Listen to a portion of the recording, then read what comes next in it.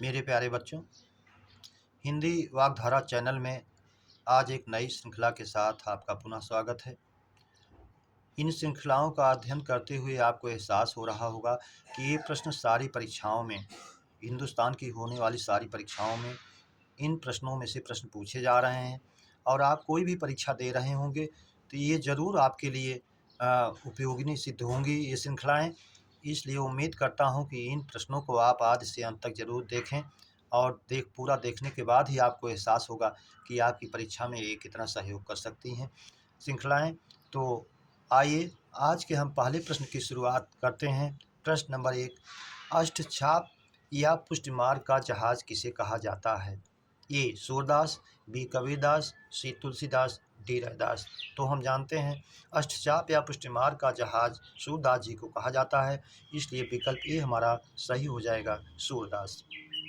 प्रश्न नंबर 2, संयुक्त राष्ट्र में हिंदी में भाषण किसने दिया?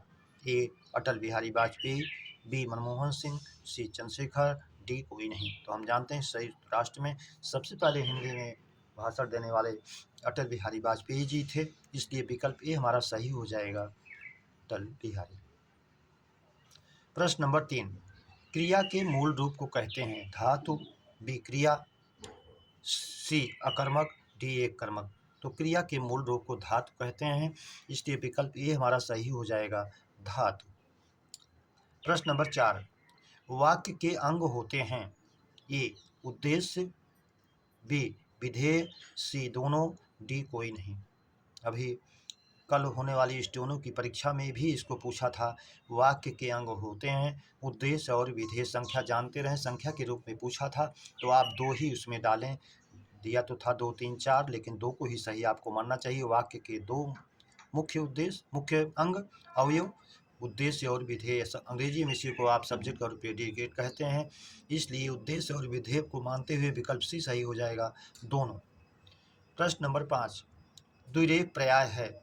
रेफ, द्विरेफ, 2 पंखों वाला मान्यता दिया गया भ्रमर को, तो ये भ्रमर का पर्याय है। ए चंचरीक, जो भ्रमर का है। षढ़पद, 6 पैरों वाला है जो भ्रमर है। मधुप, मधु का पान करने वाला। पा का अर्थ आप जानते हैं पीने के भाव में जाता है, पालन करने के भी भाव में जाता है। मधु का पान करने वाला भौरा हो गया, अगर पालन करने के भाव में वो पीने वाला हो जाएगा। शहद का पान करने वाला, अगर पालन के भाव, शहद को पीने वाला अगर पालन के भाव में देखा जाए, जिसे महीप है, पृथ्वी का पालन करने वाला, भूमि का पालन करने वाला, राजा के भाव में जाता है। तो यहाँ चंचरीक, षढ़पद और मधु का पान करने वाला, तो जो है हमारा विकल्प डी सही हो जाता है, सभी है, सभी भ्रमर के पर्यायवाची हैं। प्रश्न नंबर 6, जाह्नवी पर्याय है? सुरसरी, देवापगा, विष्णुपदी, सभी। तो जाह्नवी जैन ऋषि की कन्या।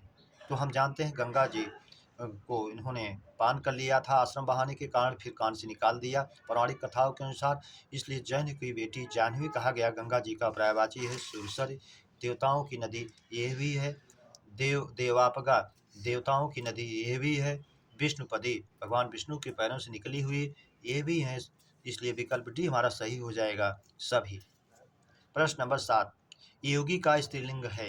योगिनी, योग्या, योग्या, डी सभी। तो योगी का स्त्रीलिंग योगिनी होगा, इसलिए विकल्प ए सही हो जाएगा हमारा, योगिनी। प्रश्न नंबर 8, हिंदी साहित्य का इतिहास के प्रथम लेखक? गासा दत्तासी, George Grierson, Ramchandra Shukla, D कोई नहीं। हिंदी साहित्य के इतिहास के प्रथम यानी शुरुआत करने वाले गासा दत्तासी थे, जिन्होंने फ्रेंच भाषा में लिखा, जिनके उस इतिहास ग्रंथ का नाम था इस्तवार द ला लिटरेचर हिंदुस्तानी, इसलिए विकल्प ए सही हो जाएगा हमारा, गासा दत्तासी। प्रश्न नंबर 9, श्रीश पर्याय है? श्री लक्ष्मी ईश स्वामी, लक्ष्मी के स्वामी अर्थात भगवान विष्णु। ए मुकुंद, भगवान विष्णु का है। बी उपेंद्र, ये भी है। सी सहस्र नाम, 1000 नामों वाले, इन्हीं का है, यह भी है। डी सभी, इसलिए विकल्प डी सही हो जाएगा, सभी भगवान विष्णु के पर्यायवाची हैं। प्रश्न नंबर 10, कीर्तलता के रचनाकार हैं? विद्यापति, अमीर खुसरो, जायसी, नरपतनाल।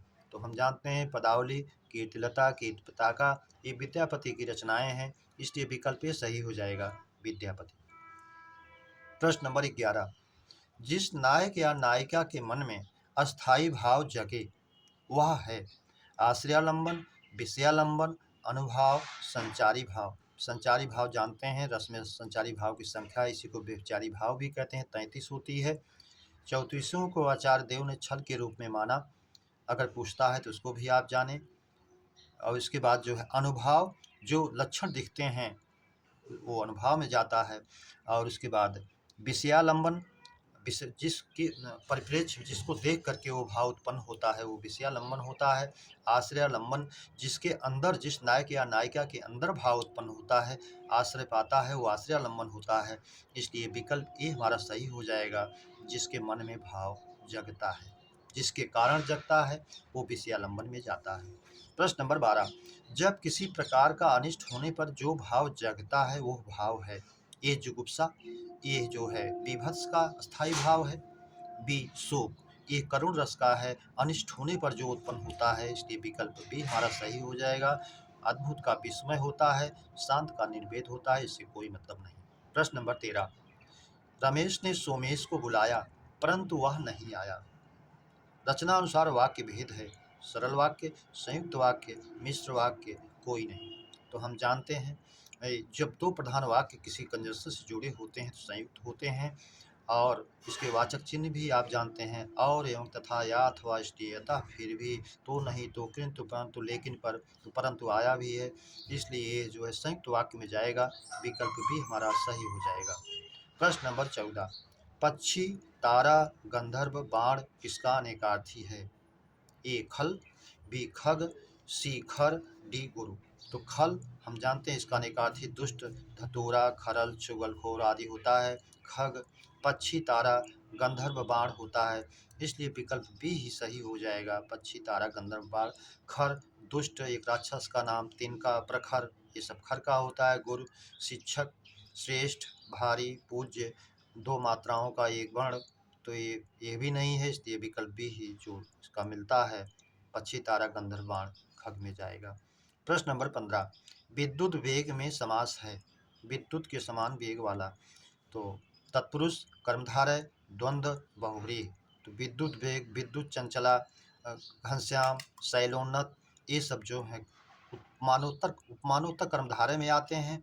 तो ये कर्मधारय के अंदर आता है, इसलिए ये बी में जाएगा, कर्मधारय में। प्रश्न नंबर 16, कलम किस प्रकार की संज्ञा है। व्यक्तिवाचक, जातिवाचक, भाववाचक, समूहवाचक। कलम किसी व्यक्तिगत कलम की बात नहीं की गई कि वो डॉट पेन है, फाउंटेन पेन है, इसलिए जातिवाचक में जाएगा। विकल्प भी सही हो जाएगा हमारा, जातिवाचक। प्रश्न नंबर 17, उदार प्लस या का योग रूप है। उदार्य, औदार्य, उदारय, उदारी। तो हम जानते हैं वो या प्रत्यय जोड़ने पर प्रथम स्वर जो होता है, पद का प्रथम स्वर, वो जो है उ औ में बदल जाता है। तो यहाँ और या जो है आकर के अपने मूल रूप में जुड़ जाता है, और अंत पद के अंतिम स्वर का लोप हो जाता है, शब्द हमारा बन जाता है औदार्य। विकल्प भी हमारा सही हो जाता है।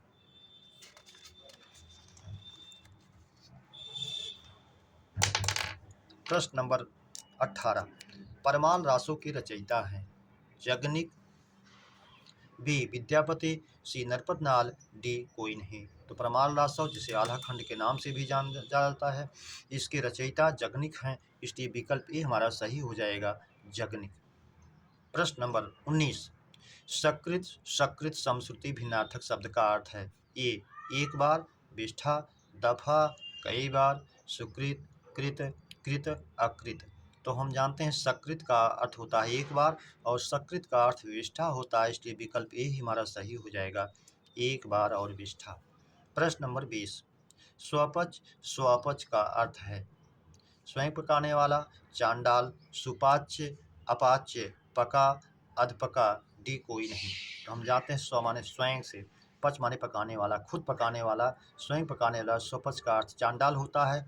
इसलिए विकल्प ये ही सही हो जाएगा, स्वयं पकाने वाला और चांडाल। प्रश्न नंबर 21, मेरे निमित्त ईश्वर की कोई कृपा नहीं में कारक है।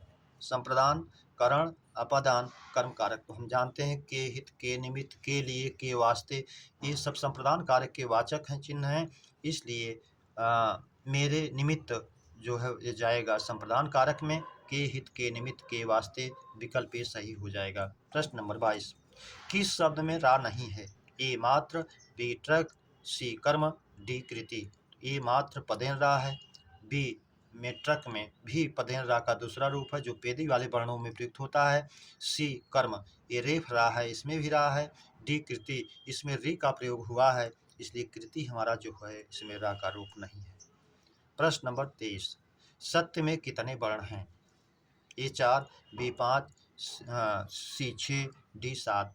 तो सत्य में सा और हरस्वा 2 ही हो गया, ता मूल रूप से व्यंजन है 3 हो गया, या में या और आ 2 हो गया, तो 3 2 5, इस तरह से हमारा विकल्प बी सही हो जाएगा 5। प्रश्न नंबर 24, सा का उच्चारण स्थान है कंठ, तालु, मूर्धा, दंत। तो इच ऐसा नाम तालु, ई चवर्ग या और तालव्य। सा का उच्चारण स्थान तालु होता है, इसलिए विकल्प भी सही हो जाएगा हमारा तालु। प्रश्न नंबर 26, सांसारिक मोह माया से रहित वाक्यांश का एक शब्द है? निरीह, परमहंस जो सुख दुख से परे हो परमहंस, केवलात्मा, हर्ष विषाद, पाप पुण्य से मुक्त शुद्ध स्वभाव वाला केवलात्मा होता है। डी कोई नहीं, कोई मतलब नहीं है। निरीह, सांसारिक मोह माया से जो रहित है वो निरीह होता है, इसलिए विकल्प ए ही हमारा सही हो जाएगा। प्रश्न नंबर 26, कंद, जड़, पूंजी, एक नक्षत्र, मुख्य का अनेकार्थक शब्द है, का अनेकार्थक एक शब्द है। अनेकार्थक किसका है या एक शब्द है? नंबर ए मूल, बी मूर्ख, ये अनेकार्थक है ही नहीं शब्द, बी मुद्रा, इसका होता है छापा, चिन्ह, अंगूठी, मोहर, सिक्का, ये सब होता है। डी कोई नहीं, कोई मतलब नहीं। मूल का होता अनेकार्थक, मुख्य, कंद, जड़, पूंजी, एक नक्षत्र, इसलिए विकल्प ए ही सही हो जाएगा हमारा मूल। प्रश्न नंबर 27, व्यंजन और स्वर के संयुक्त रूप को कहते हैं? ए अक्षर, बी पद, सी वर्ण, डी शब्द। तो व्यंजन और स्वर का जब संयुक्त रूप बनता है तो अक्षर कहलाता है। स्वर तो स्वयं में भी वर्ण और अक्षर दोनों है, लेकिन जब व्यंजन से मिलने की बात की गई है तो अक्षर कहलाएगा, इसलिए विकल्प ए हमारा सही हो जाएगा। प्रश्न नंबर 28, शुद्ध शब्द है? ए दैदीप्यमान, ए अशुद्ध है, अगर दैदीप्यमान होता तो शुद्ध होता। बी तत्व, जो तत् और त्वा से मिलकर के बना है, इसलिए ये सही है तत्व। ये शुद्ध व्यंजन का 2 बार ता का प्रयोग हुआ है, विकल्प भी हमारा सही है। सी जात्याभिमान, यण स्वर संधि है, जाति प्लस अभिमान, जात्यभिमान होता तो ये सही होता। डी वर्तन्यानुसार, ये भी यण स्वर संधि का है, वर्तनी प्लस अनुसार, अगर ये वर्तन्य अनुसार होता तो ये भी सही होता, शुद्ध है। प्रश्न नंबर 29, सद्भावना में समास है? ए तत्पुरुष, बी कर्मधारय, सी द्वंद्व समास, डी बहुव्रीहि। सद्भावना अच्छी भावना, अच्छा विचार, विशेषण और विशेष का भाव आया है, इसलिए कर्मधारय में जाएगा, विकल्प भी सही हो जाएगा। प्रश्न नंबर 30, शुद्ध वाक्य है? यह कैसे संभव हो सकता है? अशुद्ध है, क्योंकि संभव के बाद हो सकने की बात आई है, अगर ये होता ये कैसे संभव है तो वाक्य शुद्ध होता। प्रश्न विकल्प बी, तुम वापस लौट जाओ। अब इसमें एक ही शब्द का प्रयोग किया गया है, वापस और लौट, इसलिए अशुद्ध हो गया। तुम वापस जाओ या तुम लौट जाओ अगर होता तो ये शुद्ध होता। प्रश्न विकल्प नंबर सी, वह धीमी स्वर में बोला, वह धीमी की जगह धीमे होता, वह धीमे स्वर में बोला तो ये भी शुद्ध होता। डी पेड़ पर पक्षी बैठे हैं, तो इसलिए ये जो है शुद्ध है, विकल्प भी हमारा सही हो जाएगा, शुद्ध। 31, तुम दीर्घायु हो में अर्थ के आधार पर वाक्य भेद है। इच्छाबोधक, प्रश्नबोधक, प्रश्न की बात नहीं की गई है। आज्ञावाचक, आज्ञा भी नहीं दी गई है। संकेतवाचक भी नहीं है, यदि पानी बरसता तो धान की फसल ना सूखती, ऐसा भी नहीं है। इच्छा या कामना व्यक्त की गई है, इसलिए विकल्प ए सही हो जाएगा। मेरे प्यारे बच्चों, इस श्रृंखला के प्रश्नों की चर्चा पर चर्चा हम लोगों ने विधिवत किया। उम्मीद करता हूँ ये श्रृंखला आपको अच्छी लगी हुई। सब्सक्राइब, लाइक, शेयर, कमेंट जरूर करें। सुझाव की आवश्यकता जो हो उस पर भी दें। हस्तलिखित है मजबूरी में, अन्यथा आपको प्रिंटेड भी मिलता। तो अगली श्रृंखला के मिलने तक आप सभी को हृदय से धन्यवाद। जय हिंद।